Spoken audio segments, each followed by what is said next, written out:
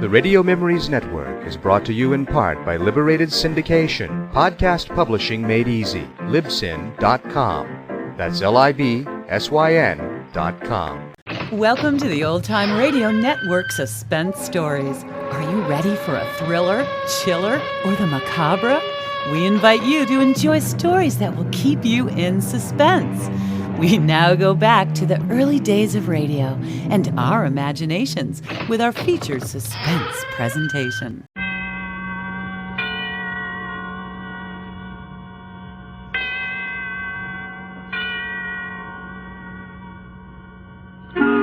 Suspense.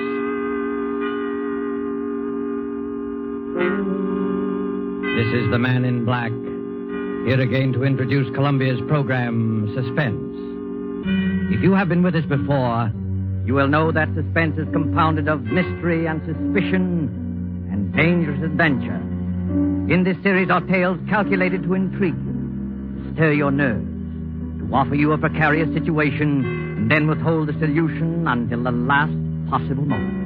And so with Five Canaries in the room, and the performances of Ona Munson as Anita, Osa Masson as Fifi, and with Lee Bowman as Ronald Denham, who tells the story, we again hope to keep you in suspense.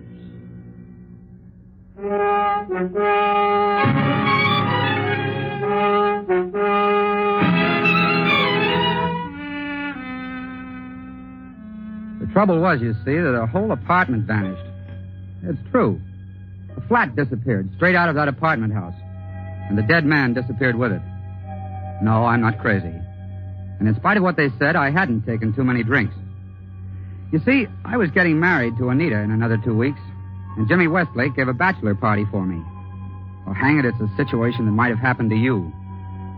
The party was at the old Cap and Bells Club on Lower Fifth Avenue, and it wasn't a brawl. Jimmy Westlake was in the chair, I admit, but nothing could have been more quiet, more dignified. Oh, mademoiselle from Armitage, parlez-vous. Mademoiselle from Armitage, parlez-vous. Oh, mademoiselle from Armitage. Quiet, you fellas, quiet. Pipe down, can't you? Wait a minute, the chairman wants to say something. Gentlemen, this is a solemn occasion. If those dopes over there will kindly get away from the piano and sit down at the table, I have another toast to propose. Excuse me, Mr. Westlake. Excuse me, please, sir. Yes, Uncle Cato, what is it? Excuse me, Mr. Westlake, but you ain't gonna bust the glasses on this toast, is you? And why shouldn't we bust the glasses, Uncle Cato? Why shouldn't we bust the glasses? Oh, but Mr. Westlake, if you keep on busting the glasses, there ain't gonna be no glasses left. Well, in that sad eventuality, Uncle Cato, we will simply start busting the plates. Isn't that fair enough, boys? Every goblet in the so-and-so place. Oh, we'll bust every goblet in the so-and-so place. Oh, look, Jimmy, don't you think you'd better tone the gang down a little? Be quiet, Ron. You're only the groom. Yeah, I know, Jimmy, but... Gentlemen, I regret to tell you this, but the protesting voice you just heard was that of our guest of honor, Ronald Denham. Now, we all know Ron, and we all like him. But I am sorry to say he is not himself. Where now is the terror of nightclubs, the chorus girl's friend? I say it to his face. He is sober. But we like him just the same. Friends, guests, and bachelors, I give you the groom.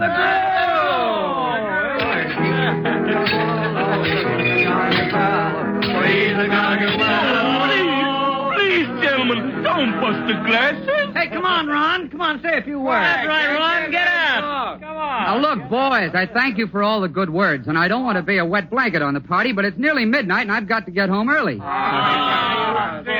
Don't you understand, boys? I'm a reformed character. Yeah, how's Fifi Latour? I haven't seen Fifi for over a year. She doesn't mean anything to me anymore. Methinks he doth protest too much. Oh, now, look, I'm marrying the sweetest girl in the world, but Anita's a little, well, straight-laced. You know how it is.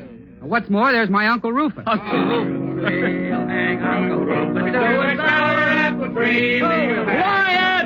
Quiet! Anita and Uncle Rufus have apartments in the same building as I have. And what's more, they're on the same floor, and that's not all.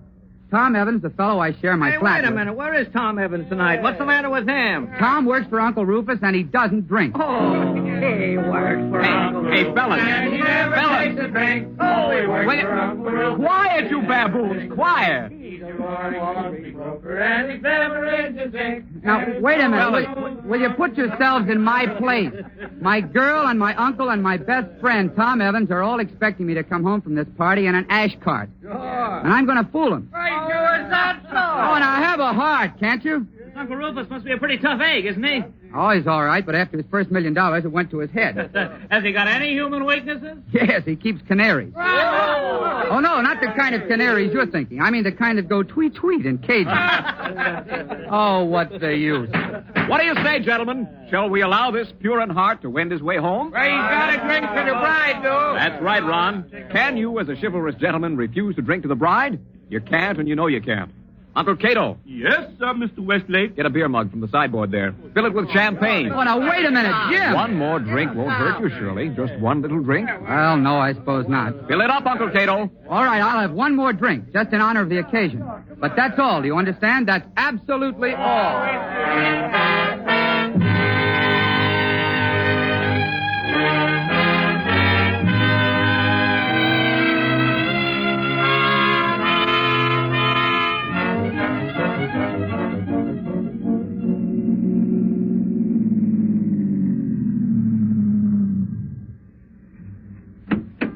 Yes, sir.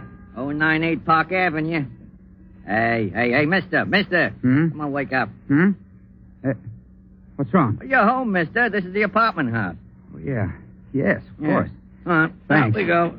Easy now. Are you sure you're all right?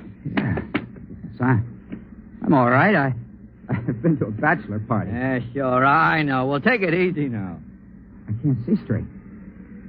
The whole street's going around. The funny part is I only had a couple of drinks. They must have put something in that last. Well, it's none of my business, mister, but I wouldn't tell that to the missus if I was you. It's absolutely true. Oh, sure. I know. And I haven't got a missus. Not yet.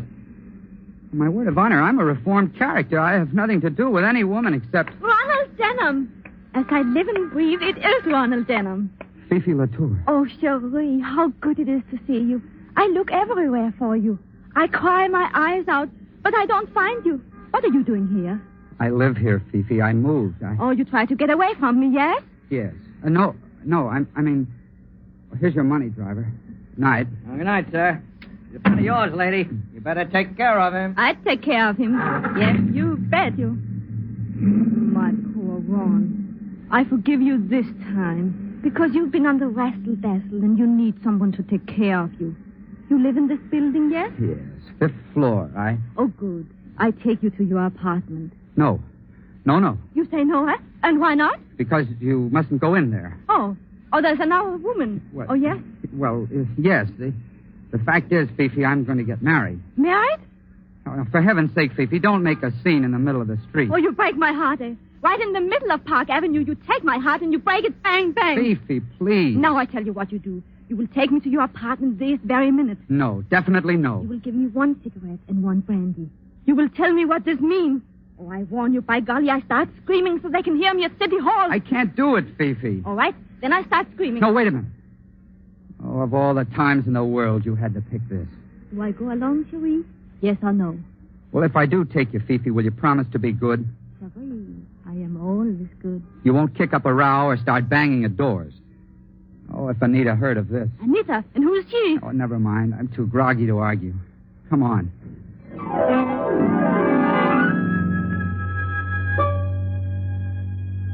I remember going into that building.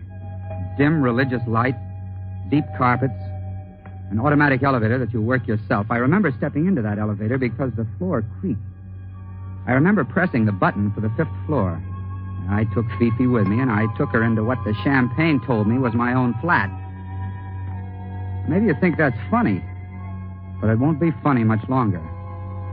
Either the door of the flat was unlocked or my key fitted it. Anyway, I remember stumbling through the little hall inside, getting a light on, and into the living room.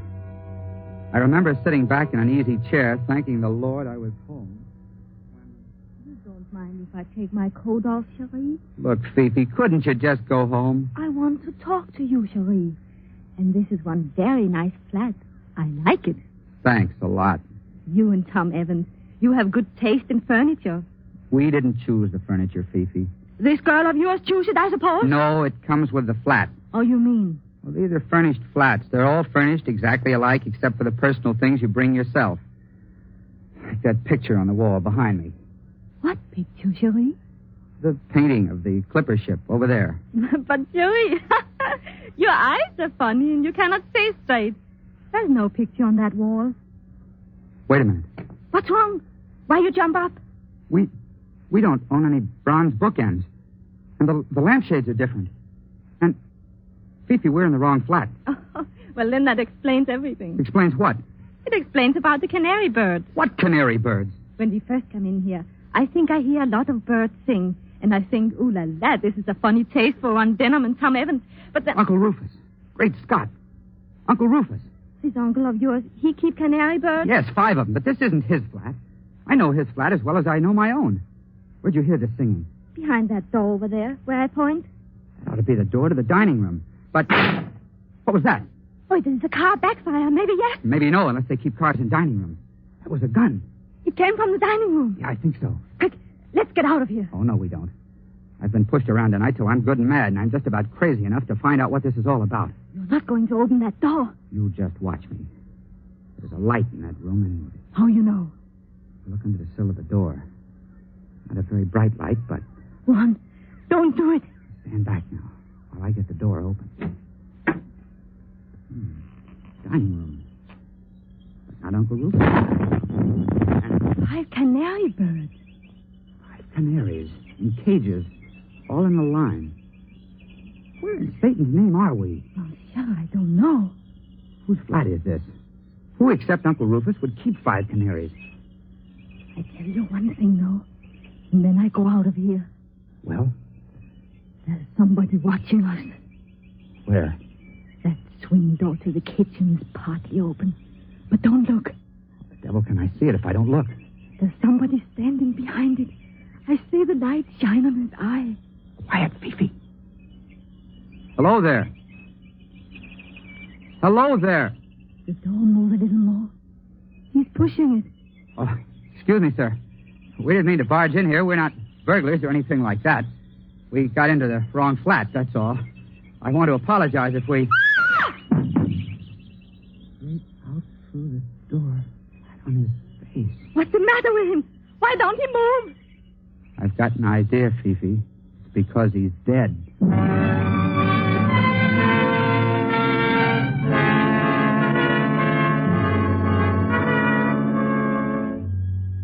He was a little fat man with eyeglasses and a spade-shaped beard. He looked foreign somehow. And there was a bullet hole over his heart. You ask me what happened then? I don't know. Fifi turned and ran. At least I think she did. I bent over the man to make sure he was dead. And then something hit me. As though it hadn't been enough of a nightmare already, I could hear that blackjack strike the back of my skull. And everything exploded. I couldn't get my breath, and I seemed to be swimming in dark water. The next voice I heard wasn't Fifi's at all. It was Anita's. And... Ron Denham. Oh, my head. Oh, Lord, my head. Well, I'm not at all surprised. What's that, Anita? I can't hear you. I said I'm not at all surprised. Of all the disgraceful, dissolute objects I ever saw. Anita, where am I? Oh, darling, as though you didn't know. But I don't know. My head feels like a printing press in full blast. Well, you're out in the main hall, dear, on the 5th floor, sitting on the stairs beside the elevator shaft. That's true. But how did I get here? Oh, now, really, Ron. I must have been carried here. That's it. By your drunken friends at the club? Well, I don't doubt it in the least. No, Anita. No, you don't understand. I left that party early. I was cold sober. But the low hounds wanted to see me come home in bad shape. So they put something in my glass. Oh, naturally, Ron. Whiskey or champagne? Oh, no, Anita. I mean a drug of some kind. I was dizzy when I got here. Just as I was getting out of the taxi, I met... Well, go on, dear. Whom did you meet? Nobody, Anita. Nobody at all. I came up here to what I thought was my own flat, but it wasn't my flat. It was somebody else's. There were a lot of canaries singing and a dead man with a bullet hole in his chest. And... Well, this sounds pretty crazy, doesn't it? Yes, dear, it certainly does. Yeah, but it's true. Oh, Ron, I suppose I've got to forgive you. I always do forgive you. Now run along like a good boy and sleep it off, Listen, Anita. There's a dead man in one of these flats. A dead man? In which flat? Well, that's just it. I don't know. You're not saying it's on this floor? Yes, I definitely remember pressing the button for the 5th floor. Suppose you listen to me, dear. Now, don't make faces and rumple your hair. Just listen. There are only 2 other apartments on this floor. One is your uncle's. It wasn't his. I'll swear to that. Well, and the other is mine. You don't think I'm hiding a dead man? No, it wasn't your flat either. Well, then where is it, darling? A whole flat can't vanish and take the dead man along, can it? No. But I'll tell you something else, Anita. I've seen that man's face somewhere before. Well, whose face? The dead man's. Thick eyeglasses, square black beard, something foreign about it. I've seen him, or I've seen his picture, or... Oh, Ron, please. What's wrong? It's the elevator. Somebody's coming up. Oh, please don't let people see you. Your hat's smashed in and your tie's untied, and you look like nothing on earth. Well, look here, Anita. If it comes to that, what are you doing out in the hall in negligee and pajamas? Well, I wanted to make sure you got home safely. Ron, the elevator, it's Tom Evans and your Uncle Rufus. All right, I can take it. But your uncle can't. Now, don't say anything to him about this dead man. Promise me. Hold on, I've got it. Pierre Duroc. Who? Pierre Duroc. That's the dead man's name. He... And furthermore, Evans, you may say that in this year of 1938, the prospect of a European war is so remote as not to be worth serious consideration. Excuse me, sir, but isn't that a little strong? Now, don't argue with me, Evans. No, sir. You may tell my secretary to... Look here. What's this? Well, now look, Uncle Rufus. Oh, I can't stand any more of this. I'm fed up. Well, I don't blame you, my dear. Has this nephew of mine been annoying you again? Oh, no, of course not, but please don't pay any attention to him. He's drunk. For the last time, I am not drunk. I just want to ask Uncle Rufus, before I go completely nuts, whether he hasn't heard of Pierre Duroc. What's that, Ronald? What'd you say? Pierre Duroc, the French millionaire. Well, what about him? He's the man who always deals in cash on the line. Spot cash, even if it's $1 million. I saw his picture in the paper. He's in New York to put through a business deal with you, isn't he? Oh, indeed, Ronald. Well, you show a commendable interest in my affairs. That's what you want me to do, isn't it? Well, I believe Duroc does want to buy some property I own, but he hasn't approached me and I haven't approached him. It's a bad business. Why have you developed this sudden interest in Duroc? Because he's dead. Dead? Somebody shot him in a room full of canaries and then slugged me over the head. Do you believe me, Evan? If your uncle will excuse me, old man, I don't see any reason not to believe you. Where's the body? Well, that's the trouble. Ron claims he found it in a flat that doesn't exist. Listen. What's that? Oh, like somebody running upstairs in a devil of a hurry. Maybe it's the dead man. As a matter of fact, it's the night porter. He's the one who can tell us. Tell us what? Well, maybe I did get off at a different floor, but that flat's got to be somewhere in this building. Pearson! Just a minute. Pearson! I'm very sorry, sir. I can't stop now. Please stand aside. I got to go upstairs and get the manager. Why, Pearson? Is anything wrong? Well, Mr. Evans. Speak up, man. Is anything wrong? It's the police, sir. We found a dead man in the palm garden downstairs. Now do you believe me? You will oblige me, all of you, if you remain quiet and allow me to deal with this. What does this man look like, Pearson? He's a foreign-looking gentleman, sir. Never saw him before. He doesn't live in the building. Well, then how did he get to the palm garden? Well, sir, that's what we don't know. He certainly wasn't there when I looked in half an hour ago. But I went back to the palm garden just by chance, and there he was in a wicker chair with singing birds in cages all around him. Birds again. Oh, be quiet, Ronald. He'd been shot, sir. The police think he was brought down in the service elevator from somewhere upstairs. Why do they think that? Because they found a revolver in that elevator and a little paper band of the kind that goes around banknotes. If they could tell where the dead man came from... You can tell us where he came from. Huh? I can, sir. Yes, you've been in most of the flats in this building, haven't you? I've been inside all of them, sir. Why? Well, would you recognize any given flat if I described it? Well, yes, sir, certainly, but... Well, then, for the love of Mike, think. Who lives in a flat with 5 canary cages in the dining room? Ronald, are you out of your mind? In case you don't happen to remember, you're describing my place. No, it was like your place, but it wasn't at all the same. Oriental prints on the walls. In the living room, bronze bookends and bronze lamps. Dragon patterns on the lampshades. There was a queer kind of clock on the mantelpiece, shaped like a figure of Father Time. And what's the matter with you, Pearson? Nothing, sir. But you're sure you saw all that? Yes, of course I'm sure. Why not? Because, I'm sorry, sir, but you couldn't have seen it. What do you mean I couldn't have seen it? I did see it. Who lives in the blasted place? Nobody. Well, you mean the flat's vacant? No, sir. I mean, there's no such flat in the whole building.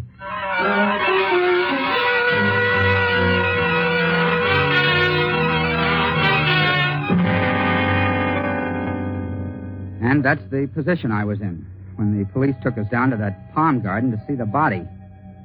I never did like the palm garden much. The big, dimly lighted hollow of a place, with bird cages beside the palms and an artificial goldfish pond in the middle. I liked it even less at 3 o'clock in the morning with a dead man looking at me from his chair. They sent us in one at a time. I was first to see the homicide squad officer.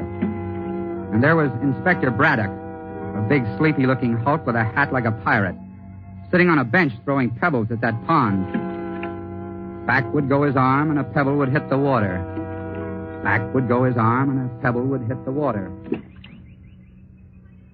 And that's all you've got to tell me, Mr. Dunham? Yeah, that's all, Inspector. It happens to be true. Oh, I believe you. After all, son, we've got corroboration. Corroboration? From whom? From your other girlfriend, Fifi Latour.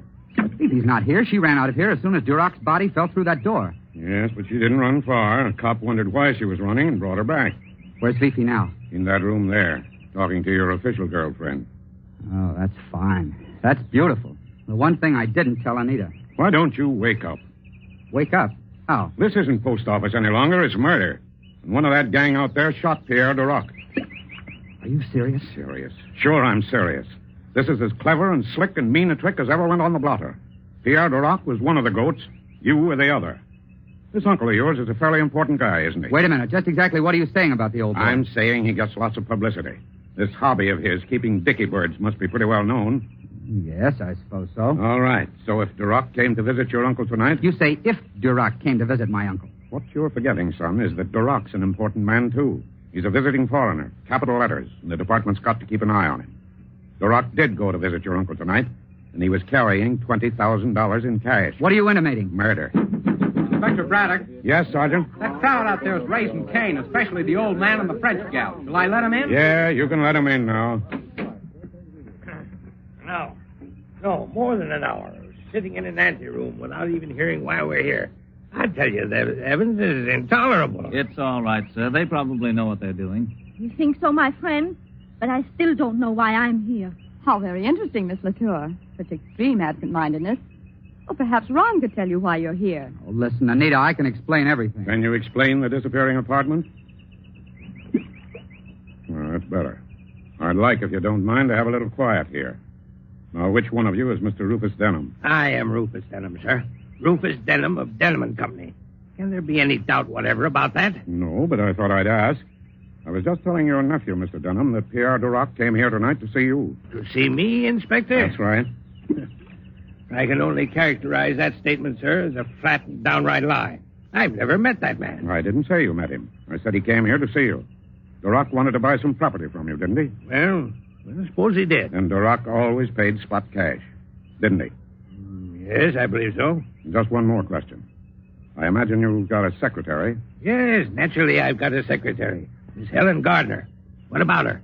Somebody, posing as your secretary, telephoned Duroc at the Metropolis Hotel and spoke to him in very good French. Well, Inspector, don't stop there. Go on. This person, pretending to represent Rufus Denham, asked Duroc to come here with the money and said they could settle the deal immediately. Don't you see the trick now? Don't you see Duroc was lured into a dummy apartment? A dummy apartment? What does this man mean? I'll tell you. All the flats are furnished exactly alike except for personal things. Pictures, books, lampshades, ornaments. Is that correct? Yes, of course it is. The murderer didn't dare use Rufus Denham's real flat. But the murderer could always decorate an imitation flat so that Pierre Duroc would be deceived when he saw... 5 canary birds. That's it, son. But what was the idea? A very neat swindle. Look at Duroc's body now. Oh, I can't look at it. Look at his thick glasses. The man was half blind. This so-called secretary, disguised, would meet Duroc in an imitation flat. Duroc would hand over the money and get forged title deeds in return. When Duroc had gone, the flat could be put right again and no evidence left. But Something went wrong. That's right. Something went wrong. Duroc suspected. And had to be killed. Right again. Inspector Braddock, who is the murderer? Can't you guess? Green Gnome. I think I know how it all happened. Do you, Miss Latour? Well, it's very smart of you. This poor Ronald of mine, he is at a bachelor party. They do not think that he will be home until daylight. But he get reformed and come home early. He blunders straight into that flat in time to interrupt. In time to interrupt the murder, yes. Afterwards, when you were supposed to run away... But I did run away. Sure, Miss Latour, I'm admitting you did. Then why do you look at me as though I didn't? Afterwards, as I was saying, the murderer had to hit Ronald Denham over the head and drag him out in the hall. Duroc's body was brought down here along with the canary cages that had been borrowed from here. And the dummy flat was set right again. Just one moment, Inspector Braddock. I'm not disputing anything you say, but... Well, sir, what's on your mind? The murderer. What about the murderer? Well, all this. Wouldn't it have been much too heavy a job for a woman? Who said the murderer was a woman? Well, didn't you? I don't think I did. I said the murderer was somebody who planned a swindle. And you still don't see it, any of you, because you can't find the dummy flat. No, and I can't find it myself. That's one question you've got to answer here and now. Where in Satan's name did I go? Whose flat was I in? Your own. My own? Naturally. If you'd been cold sober, you might have made a mistake. But your instinct brought you home to your own flat. And the only possible murderer is the man who shares that flat with you. The man who thought you'd be away until daylight. The man who knows enough about Dunham's business affairs to plan this swindle against Duroc. Look out, Inspector Braddock! Grab him, Sergeant. Thomas Evans, I arrest you for the murder of Pierre Duroc. Good Lord. Heaven.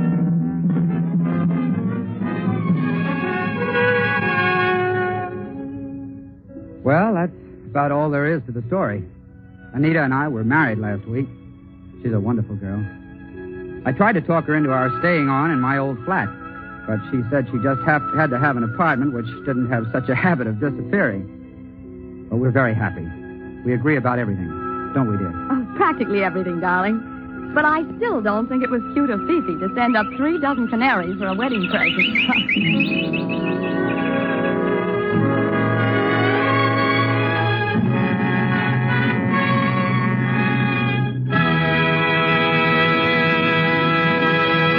And so closes Five Canaries in the Room, starring Ona Munson, Lee Bowman, and Osa Masson. Tonight's tale of suspense.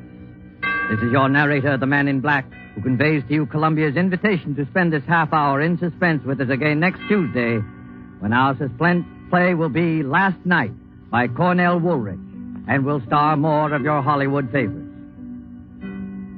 The producer of these broadcasts is William Spear, with Ted Bliss, the director, Lud Gluskin and Lucian Marowit, conductor and composer, and John Dixon Carr, the author, collaborated on tonight's Suspense. This is CBS, the Columbia Broadcasting System.